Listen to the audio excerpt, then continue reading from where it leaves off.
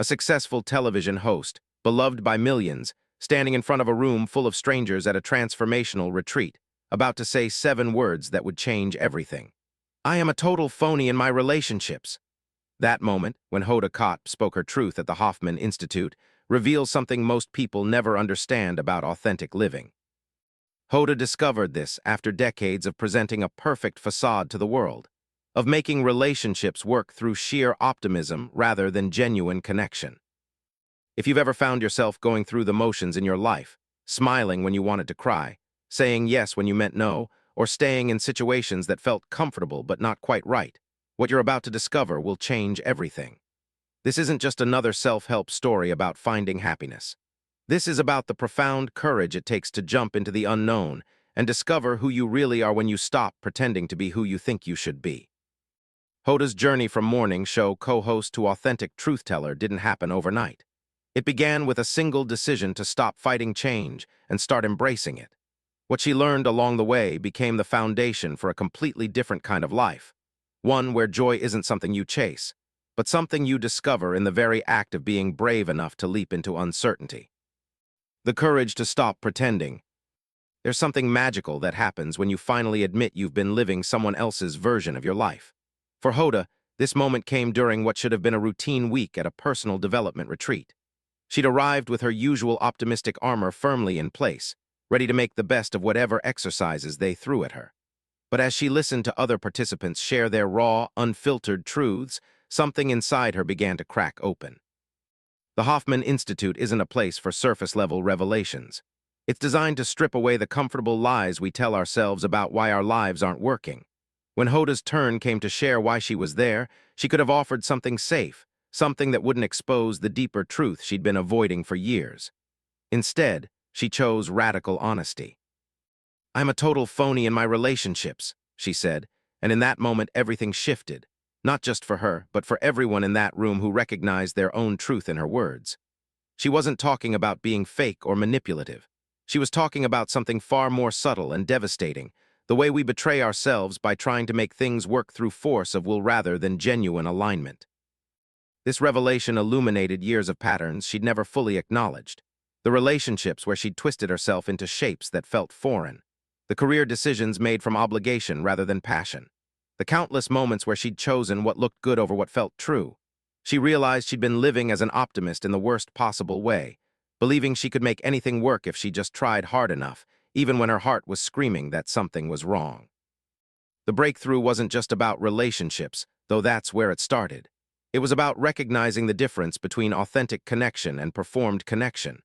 In her romantic life, she'd been the eternal hope merchant, believing that love meant making things work rather than allowing things to unfold naturally. She'd been so committed to being the good partner that she'd forgotten to be herself. This pattern extended everywhere. At work, she'd become the eternal team player, the one who could always make the best of any situation. In friendships, she was the reliable optimist who never brought her own struggles to the table. She'd built her entire identity around being the person who could find the silver lining in anything, but she'd lost touch with what she actually wanted from her own life. The moment she spoke those words at Hoffman, she wasn't just confessing to being phony, she was declaring her intention to stop. And that's when everything began to change. Because here's what Hoda discovered: authenticity isn't about being perfect or having it all figured out. It's about being brave enough to admit when something isn't working, even when you can't yet see what comes next. When you understand this, everything shifts. You stop trying to make your life fit someone else's template and start paying attention to what actually brings you alive. You begin to trust that your inner voice isn't selfish or wrong. It's essential guidance for creating a life that actually fits who you are. The power of sacred disruption. Change has a way of finding us whether we're ready or not. But Hoda learned that there's a profound difference between change that happens to you and change that you consciously choose to embrace. Her decision to leave the Today Show after decades wasn't just a career move. It was what she calls a sacred disruption, a deliberate choice to honor what her life was asking for rather than what looked good on paper. Most people think major life changes should feel certain, like you wake up one day with perfect clarity about your next steps. But Hoda's experience reveals something completely different. The most meaningful changes often begin with a whisper, not a shout. For her, It started as a quiet recognition that her time at Today, while successful and fulfilling in many ways, had begun to feel like a beautiful cage. She'd achieved everything she dreamed of professionally. The show was thriving, her partnership with Savannah Guthrie was genuine and joyful, and millions of people started their days with her. From the outside, leaving seemed crazy. But from the inside, staying felt like betraying a deeper calling that had been growing stronger each year since she became a mother. The sacred disruption wasn't dramatic.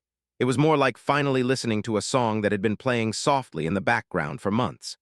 She began to notice how precious her time with her daughters felt, how much she treasured the quiet moments that weren't scheduled or produced.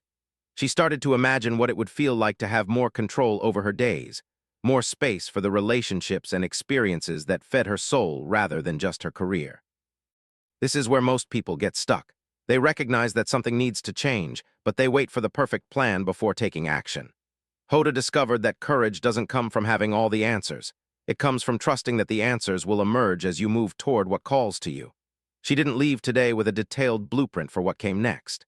She left because she trusted that a life lived in alignment with her deepest values would create opportunities she couldn't yet imagine. The decision taught her something profound about the nature of sacred disruption. It's not about destroying what you've built, it's about honoring what you've learned and allowing it to evolve. She didn't leave today because she was ungrateful or dissatisfied. She left because she was grateful enough to recognize when it was time to make space for the next chapter. This kind of conscious change requires what Hoda calls faithful uncertainty, the willingness to step into the unknown because you trust your inner compass more than external security. It means choosing growth over comfort, even when you can't see exactly where the path leads. It means believing that life has more in store for you than what you can currently imagine. When she finally made the announcement, something extraordinary happened. Instead of the fear she'd expected to feel, she experienced a profound sense of relief. Not because leaving was easy, but because she was finally honoring the truth that had been trying to get her attention for so long. She was choosing herself, not in a selfish way, but in a way that would allow her to show up more fully in all her relationships. The aftermath wasn't immediately clear or comfortable. There were moments of doubt, practical concerns to figure out, and the strange experience of rebuilding her identity outside the structure that had defined her for so long. But there was also something she hadn't anticipated, a sense of coming home to herself that felt like the most natural thing in the world. The art of conscious ending. One of the most profound lessons Hoda shares is about the art of ending things consciously rather than letting them drag on past their natural completion. Her relationship with Joel Skiffman became the perfect laboratory for this practice, teaching her that love sometimes means having the courage to change the form of a relationship rather than forcing it to continue in a way that no longer serves anyone. The end of their romantic relationship wasn't triggered by betrayal, conflict, or any dramatic revelation. It was something much more subtle and, in many ways, more challenging to navigate. The recognition that they had grown into different people with different needs, and that trying to make their original relationship work was requiring both of them to become smaller versions of themselves. After her transformation at the Hoffman Institute, Hoda returned home with new eyes. Everything looked the same, but she felt fundamentally different. The relationship that had once felt like home now felt like a beautiful museum, something to be appreciated and honored but not necessarily lived in. She describes it as "ours felt different," a phrase that captures the mysterious alchemy of how relationships can shift even when both people are good and loving and trying their best. This is where most people make their biggest mistakes. They either ignore the shift and try to force things back to how they used to be, or they assume that any change means the relationship is doomed. Hoda discovered a third option: conscious transformation. Instead of ending their relationship in pain and confusion, they chose to midwife it into a new form that honored what they'd built together while making space for who they were becoming. The conversation wasn't easy, but it was honest. They both recognized that their romantic connection had evolved into something different, still loving, still caring, but no longer aligned with the vision they'd once shared for their future together. Rather than seeing this as failure, they chose to see it as evolution. They were brave enough to admit that sometimes love means letting go of what was in order to make space for what wants to emerge. What happened next challenged every assumption about how failed relationships should look.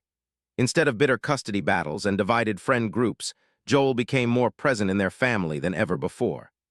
Their daughters, Haley and Hope, didn't experience the typical trauma of divorce because their parents had consciously chosen to transform their relationship rather than destroy it. Hoda describes their current dynamic as dear friends who share the most important job in the world, raising their daughters together. Joel comes over for barbecues, helps with bedtime routines, and maintains the kind of easy intimacy with the girls that only comes from genuine love and commitment. The difference is that neither parent is pretending to be in a romantic relationship that no longer fits. This experience taught Hoda something revolutionary about the nature of commitment. True commitment isn't about forcing relationships to stay in their original form no matter what.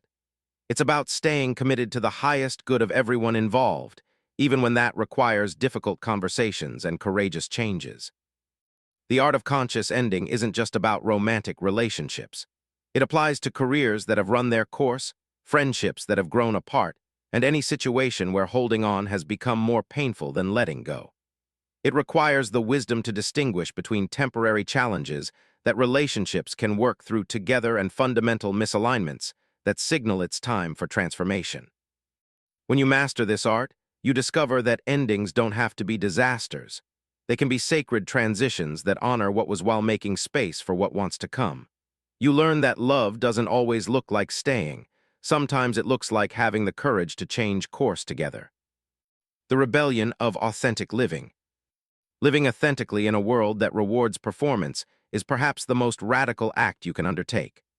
Hoda's journey taught her that authenticity isn't about being selfish or inconsiderate. It's about showing up as your real self so that your relationships and choices can be based on truth rather than projection. Before her transformation, Hoda had been what she calls an optimism addict. She believed that positive thinking could overcome any obstacle, that the right attitude could make any situation work. While optimism is a beautiful quality, she was using it as a drug to avoid dealing with uncomfortable truths. She'd smile through situations that felt wrong, say yes to things that drained her, and convince herself that she could make anything work if she just tried hard enough. This pattern showed up everywhere in her life. In relationships, she'd focus so intensely on the good qualities of her partners that she'd ignore fundamental incompatibilities. At work, she'd take on additional responsibilities without considering whether they aligned with her values or goals. In friendships, she'd be the eternal cheerleader while neglecting her own emotional needs. The rebellion began when she realized that this kind of toxic positivity wasn't actually serving anyone. Her partners weren't getting the gift of knowing the real her. Her colleagues weren't benefiting from her authentic perspective. Her friends weren't experiencing genuine intimacy because she never let them see her struggles. Authentic living, Hoda discovered, requires what she calls radical honesty with yourself first. This means paying attention to how different situations feel in your body, noticing when you're performing versus when you're being genuine, and developing the courage to make choices based on your actual values rather than what you think you should want. This shift showed up in the smallest details of her daily life. Instead of automatically saying yes to every social invitation, she began to pause and ask herself what she actually wanted to do. Instead of pushing through exhaustion with caffeine and willpower, she started honoring her body's need for rest.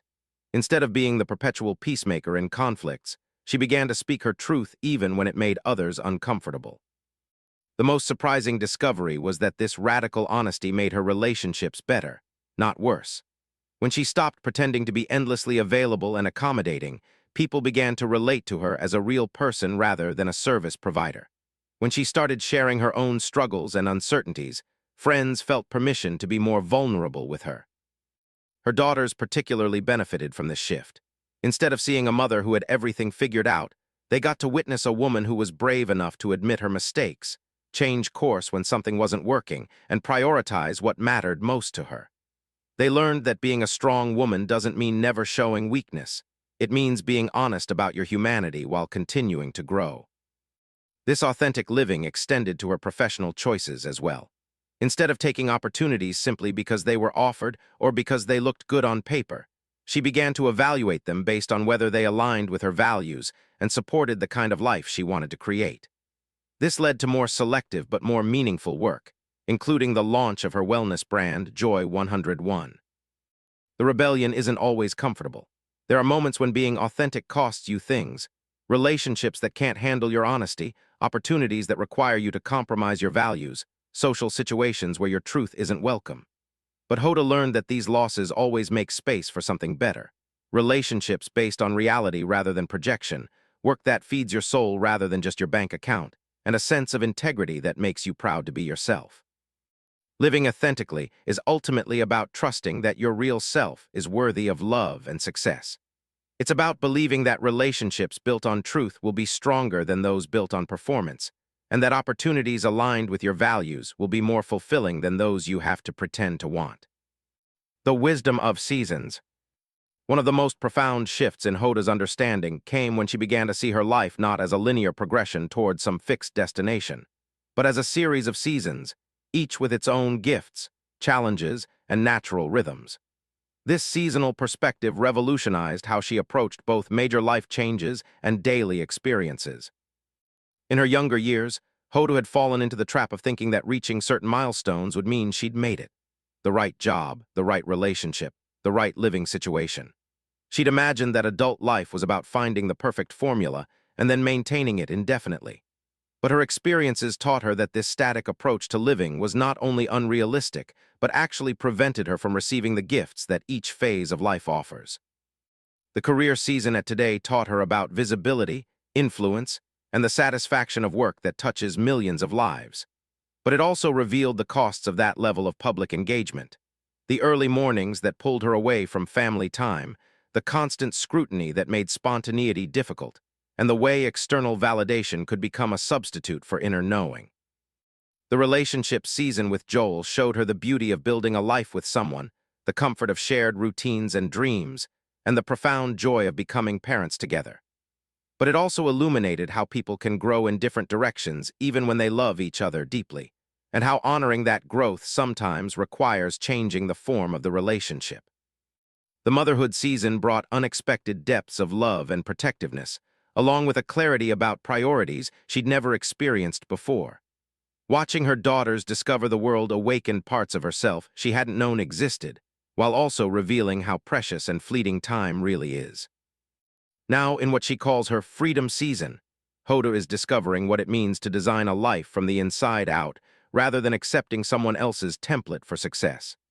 She's learning to move at her own pace, to say no without guilt, and to trust that following her interests and values will create opportunities she couldn't have planned. Each season has required different skills and brought different rewards. The career season demanded discipline, networking, and the ability to perform under pressure. The relationship season required compromise, communication, and the willingness to blend her dreams with someone else's.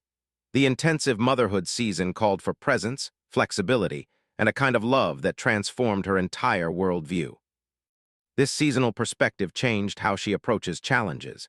Instead of seeing difficulties as signs that something was wrong with her life, she began to recognize them as natural parts of whatever season she was in.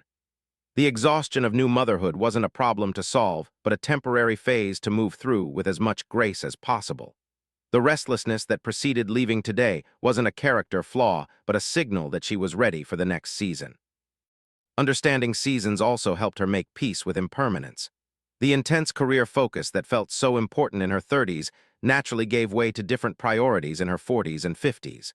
The romantic relationship that brought so much joy for 8 years evolved into a different kind of partnership. Rather than mourning what was lost, she learned to appreciate what each season had given her and remain open to what the next one might bring. This wisdom extends beyond major life transitions to daily and weekly rhythms as well. She's learned to honor her body's seasonal needs, her emotional cycles, and the natural ebb and flow of energy and inspiration. Some days are for pushing forward with ambitious projects. Others are for rest and reflection. Some weeks call for intense social connection. Others require solitude and contemplation. The seasonal approach has also transformed how she parents her daughters. Instead of trying to maintain the same level of control and structure at all times, she's learned to adapt her parenting to their changing developmental needs and her own evolving capacity. She models for them that life is not about finding the perfect balance and maintaining it forever, but about staying present to what each moment is asking for. The courage to begin again. There's something both terrifying and exhilarating about starting over when you're already successful by conventional measures. Hoda's decision to leave the security and identity of her Today show role wasn't just about changing jobs. It was about having the courage to become a beginner again, to trade expertise for curiosity and certainty for growth. The most challenging part wasn't the practical concerns, though those were real. It was facing the identity crisis that comes when you step away from something you've been known for. For decades, she'd been Hoda from today, a role that came with clear expectations, established relationships, and a built-in purpose each morning. Suddenly, she was just Hoda, figuring out what that meant without the structure that had defined her professional life. This transition revealed something profound about the nature of courage. She'd always thought courage was about being fearless, but she discovered it's actually about feeling the fear and choosing growth anyway. Starting over in her 50s brought up every insecurity about whether she still had something valuable to offer, whether she could build something meaningful from scratch, and whether people would be interested in what she had to say outside the familiar format of morning television. The early days of this transition were marked by what she calls beautiful uncertainty. Without the rigid schedule of morning television, she had to learn how to structure her days according to her own rhythms rather than external demands. She discovered she was most creative in the late morning, most social in the afternoon, and most reflective in the evening, a natural rhythm that had been impossible to honor during her years of pre-dawn call times. This period of beginning again also allowed her to reconnect with parts of herself that had been dormant during the intensity of her television career. She remembered how much she enjoyed writing, not just for broadcast, but for the pure pleasure of exploring ideas on paper. She rediscovered her love of deep conversations that weren't constrained by commercial breaks or predetermined topics. The launch of Joy 101, her wellness and lifestyle brand, became a laboratory for this new version of herself. Instead of being given content to present, she was now responsible for creating something from her own vision and values. This required a completely different set of skills: entrepreneurial thinking, brand development, and the vulnerability of putting her personal philosophy into the marketplace. What surprised her most was how energizing it felt to be learning again. During her final years at Today, she'd mastered the rhythms and requirements of the job so thoroughly that it had become almost automatic. While that expertise was satisfying in some ways, it had also created a subtle sense of stagnation. Being a beginner again awakened a curiosity and enthusiasm she hadn't experienced in years. The process also taught her about the difference between external validation and internal satisfaction. Television success had provided immediate feedback, ratings, viewer responses, industry recognition. Building something new required learning to trust her own judgment about what was working and what wasn't, without the constant external metrics she'd grown accustomed to. Her daughters became unexpected teachers during this transition. Watching them approach new challenges with natural curiosity rather than fear reminded her that being a beginner is actually a superpower. Children don't apologize for not knowing things. They ask questions, experiment, and remain open to discovery. Their example helped her embrace the beginner's mind that Zen Buddhism celebrates, the willingness to approach familiar situations with fresh eyes. This season of beginning again also deepened her relationships. Without the demands of early morning television, she had more mental and emotional space for the people she cared about. She could be fully present for conversations instead of always calculating how much sleep she could get before the next day's responsibilities began. Perhaps most importantly, choosing to begin again taught her that security isn't about holding on to what you've already built. It's about trusting your ability to create value wherever you are. The skills, relationships, and wisdom she developed during her television career didn't disappear when she left. They became the foundation for whatever she chose to build next. This courage to begin again isn't limited to major career changes. It applies to any situation where you're willing to release what's familiar in order to grow into something new. It's about believing that your best chapters might still be unwritten, even when you're already successful by external measures. The practice of present moment joy. One of the most transformative discoveries in Hoda's journey was learning the difference between chasing happiness and cultivating joy.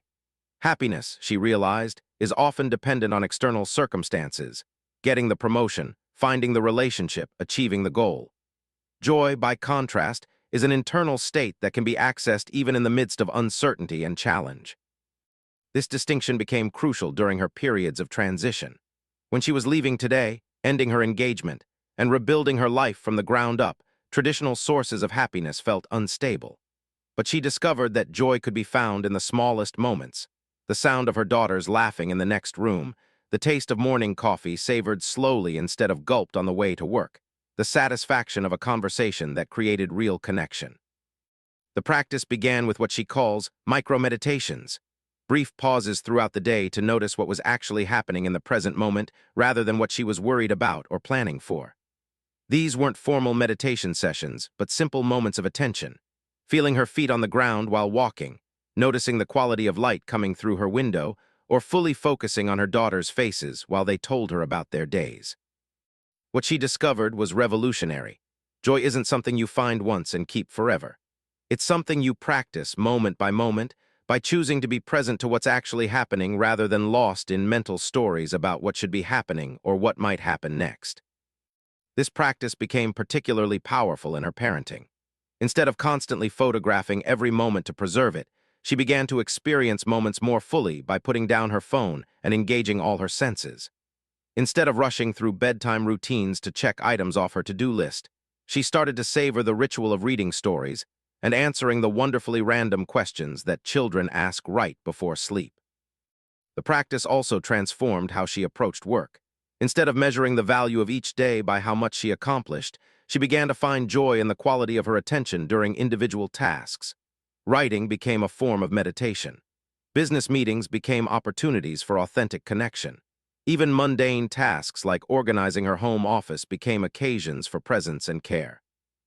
One of her favorite joy practices involves what she calls gratitude specificity. Instead of generic thankfulness, she trains herself to notice precise details of what she appreciates. The exact shade of blue in the sky during her morning walk, the particular way her daughter's voice sounds when she's excited about something, the specific feeling of accomplishment after completing a challenging piece of writing. This attention to detail cultivated what she describes as a joy muscle, the ability to find richness and meaning in ordinary moments rather than waiting for extraordinary circumstances to feel good about her life. She discovered that this muscle grows stronger with practice, making joy more accessible even during difficult periods. The practice also helped her navigate the challenges of public life with more equanimity. Instead of being constantly affected by external opinions about her choices, she developed an internal compass based on how aligned her actions felt with her values. She learned to find joy in the process of creating and sharing, regardless of how it was received by others.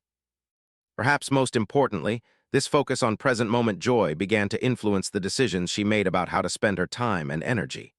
Opportunities that looked impressive but felt draining became easier to decline. Relationships that required her to perform rather than simply be present became less appealing. She started to use joy as a navigation system, moving toward what brought aliveness and away from what felt deadening. This doesn't mean she avoided all challenging or uncomfortable experiences. Rather, she learned to find joy in her own capacity to handle difficulty with grace, to grow through challenges, and to maintain her values even when it wasn't easy. Joy became less about having everything go her way and more about appreciating her own resilience and authenticity. The practice transformed her definition of success from external achievement to internal alignment. Success became measured not by what she accumulated or accomplished, but by how present she could be to her own life and how authentically she could show up in her relationships. The art of faithful uncertainty. Perhaps the most challenging and ultimately liberating aspect of Hoda's journey has been learning to live with what she calls faithful uncertainty, the ability to move forward with confidence even when you can't see exactly where you're going. This skill became essential as she navigated multiple major life transitions without a clear roadmap for what came next. Traditional approaches to change suggest you should have a detailed plan before taking any major steps. Get the next job before leaving the current one. Know exactly what you want from a relationship before ending the one that isn't working. Have complete clarity about your goals before making any significant moves. But Hoda's experience reveals a different truth. Sometimes the most important changes require you to step into the unknown with nothing but trust in your inner compass. When she decided to leave today, she didn't have another television opportunity waiting. When she chose to transform her relationship with Joel, she didn't have a new romantic prospect in mind. When she started Joy 101, she didn't have a complete business plan or guaranteed success. Each of these transitions required her to trust that clarity would emerge through action rather than waiting for clarity before taking action. This approach goes against everything we're taught about responsible decision-making, but Hoda discovered it's actually the most intelligent way to navigate a rapidly changing world. Overplanning can become a form of procrastination, a way of avoiding the vulnerability that comes with not having all the answers. Faithful uncertainty, by contrast, is about developing such a strong relationship with your inner wisdom that you can trust it to guide you even when external circumstances are unclear. The practice began with learning to distinguish between different types of inner voices. There's the voice of fear that tries to keep you safe by avoiding all risk and change. There's the voice of societal conditioning that tells you what you should want based on other people's values. And then there's what she calls the quiet knowing, the subtle but persistent inner guidance that points toward what will actually serve your highest good. Learning to hear and trust this quiet knowing required developing what she describes as spiritual courage. This isn't religious faith, necessarily, but a willingness to believe that life is fundamentally supportive of your growth, and that following your authentic impulses will lead to opportunities you couldn't have imagined from your current vantage point. The most difficult part of faithful uncertainty is dealing with other people's anxiety about your choices. When you can't provide a clear explanation for why you're making changes, when you can't guarantee specific outcomes, people who care about you often try to talk you out of taking risks. Hoda learned that she had to become comfortable with disappointing people who wanted her to choose security over authenticity. She also had to develop resilience for the inevitable moments of doubt that arise when you're living without guarantees. There were days when leaving today felt like the biggest mistake of her life, when she wondered if she'd given up something irreplaceable for a fantasy of greater freedom. During these dark nights of the soul, faithful uncertainty meant continuing to move forward even when her confidence wavered. What sustained her through these challenging periods was developing what she calls evidence practice, regularly reminding herself of times when following her intuition had led to positive outcomes, even when the path wasn't initially clear. She remembered how her move from local news to Dateline had felt scary, but ultimately opened doors she couldn't have imagined. She recalled how her decision to adopt children as a single woman had seemed unconventional, but brought the greatest joy of her life. Faithful uncertainty also required learning to redefine success and failure. Instead of measuring outcomes against predetermined goals, she began to evaluate choices based on whether they were moving her toward greater authenticity and alignment. Even experiences that didn't work out as planned were valuable if they taught her something important about herself or eliminated paths that weren't right for her. This approach transformed how she made both major and minor decisions. Instead of exhaustively researching every option and trying to predict all possible outcomes, she learned to gather sufficient information and then check in with her inner knowing about what felt most alive and authentic. She discovered that decisions made from this place of centered intuition tended to work out better than those made from pure logic or fear.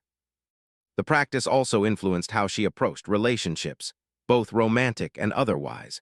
Instead of trying to force connections to work through effort and good intentions, she began to trust the natural rhythms of attraction and compatibility. She learned to distinguish between relationships that required growth and compromise, which all healthy relationships do, and those that required her to betray fundamental aspects of herself. Perhaps most importantly, faithful uncertainty taught her that security doesn't come from controlling external circumstances, but from trusting her own capacity to handle whatever arises. This internal security allowed her to take creative risks, end relationships that weren't serving anyone, and build a life based on her values rather than other people's expectations. Living with faithful uncertainty isn't about being reckless or ignoring practical considerations. It's about making decisions from a place of centered wisdom rather than fear-based control. It's about trusting that the unknown isn't dangerous but full of possibility, and that your authentic self is the best guide for navigating whatever challenges and opportunities emerge. The ripple effect of authentic living. One of the most unexpected discoveries in Hoda's journey toward authentic living was how her personal transformation created ripples that extended far beyond her own life. When you stop pretending and start living from your truth, it gives everyone around you permission to do the same. Her courage to make difficult changes became an invitation for others to examine their own lives with fresh honesty. The effect was most noticeable with her daughters, Haley and Hope. Instead of seeing a mother who had everything perfectly figured out, they witnessed a woman who was brave enough to admit her mistakes, make difficult changes, and prioritize what mattered most to her. This modeling taught them lessons no amount of advice could convey. That being strong doesn't mean never struggling, that love sometimes requires difficult conversations, and that you can change course when something isn't working without considering yourself a failure. Watching their mother leave a successful career to create more time for family showed them that success could be redefined on their own terms. Seeing how she and Joel transformed their romantic relationship into a loving co-parenting partnership demonstrated that conflict doesn't have to end in bitterness, and that families can take many different forms. Most importantly, observing her commitment to authenticity taught them to trust their own inner voices, rather than automatically accepting what other people expected of them. The ripple effects extended to her professional relationships as well. Colleagues who had worked with Hoda for years began to notice how her increased authenticity made their interactions richer and more meaningful. When she stopped being the eternal optimist who never shared her own struggles, it created space for more genuine connections. People felt permission to be more vulnerable and real in her presence. Her decision to leave today also influenced how other people in the industry thought about their own career trajectories. Several colleagues reached out to share their own questions about whether they were staying in roles out of genuine satisfaction or simply because leaving felt too scary. Her example made it more acceptable to prioritize personal fulfillment over external measures of success. The launch of Joy 101 became another platform for this ripple effect. Instead of creating content that promoted an impossible standard of perfection, she used her platform to normalize the messiness of real life. She shared her struggles with parenting, her uncertainty about the future, and her ongoing process of learning to trust herself. This honesty created a community of people who felt permission to embrace their own imperfections while continuing to grow. Perhaps most significantly, her willingness to speak openly about ending her engagement while maintaining love and respect for Joel influenced how many people thought about their own relationship challenges. She received countless messages from people who were trapped in similar situations, loving someone deeply while recognizing that their romantic relationship had run its course. Her example showed that it was possible to honor both the love and the incompatibility without choosing sides. The ripple effect wasn't always comfortable. Some people were threatened by her changes, projecting their own fears about authenticity onto her choices. Others became angry when she stopped being available for relationships and commitments that no longer served her. But even these difficult responses often led to important conversations about boundaries, expectations, and what it really means to support someone you care about. Her public platform amplified these ripples beyond her personal circle. Through interviews, social media, and her writing, her story reached people who were facing their own crossroads.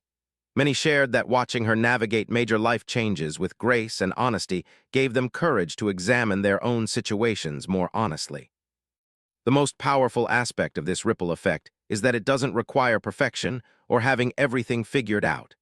In fact, it's often the vulnerability of admitting uncertainty and making mistakes that gives others the most permission to be human. Hoda's willingness to share her process, rather than just her outcomes, created a model for authentic living that felt accessible rather than intimidating. This phenomenon taught her something profound about leadership and influence. The greatest gift you can give others isn't a perfect example, but an authentic one. When you live with integrity and courage, you create an energetic field that makes it easier for others to access their own integrity and courage. You become a reminder that transformation is possible, and that living authentically while challenging is ultimately the most generous thing you can do for yourself and everyone whose life you touch. The ripple effects continue to expand as the people inspired by her example make their own courageous choices, which then influence others in their circles. This is how authentic living becomes a movement rather than just an individual practice. Each person who chooses truth over performance makes it a little easier for the next person to do the same. That moment when Hoda stood in front of strangers at the Hoffman Institute and admitted, "I am a total phony in my relationships." That's the power of what she discovered about the courage to stop pretending and start living authentically. You now understand that change isn't something to fear, but an invitation to discover who you really are when you stop trying to be who you think you should be. You've learned that authentic living isn't about having all the answers, but about trusting your inner compass enough to take action even when the path isn't completely clear. The journey from morning show co-host to authentic truth teller didn't happen overnight. But it began with a single decision to honor what her life was asking for rather than what looked good on paper. Through conscious endings that honored what was while making space for what wanted to emerge, through the practice of present-moment joy that finds richness in ordinary moments, and through faithful uncertainty that moves forward with confidence even without guarantees, she discovered that the most meaningful life isn't the one that looks perfect from the outside, but the one that feels true from the inside. But knowing isn't enough. The real magic happens when you trust that your authentic self is worthy of love and success, when you believe that relationships built on truth will be stronger than those built on performance, and when you have the courage to begin again even when you're already successful by conventional measures. This is your moment to stop waiting for permission and start listening to the quiet knowing that's been trying to get your attention. Every day you have the choice between living someone else's version of your life and discovering what emerges when you dare to be genuinely yourself. Hoda's journey shows us that authenticity isn't selfish. It's the most generous gift you can give to everyone whose life you touch, creating ripples of permission that extend far beyond what you can see. The courage to jump into the unknown and find joy in the process isn't just about changing your own life. It's about becoming living proof that transformation is possible for anyone brave enough to choose growth over comfort, truth over performance, and authentic connection over perfect appearances.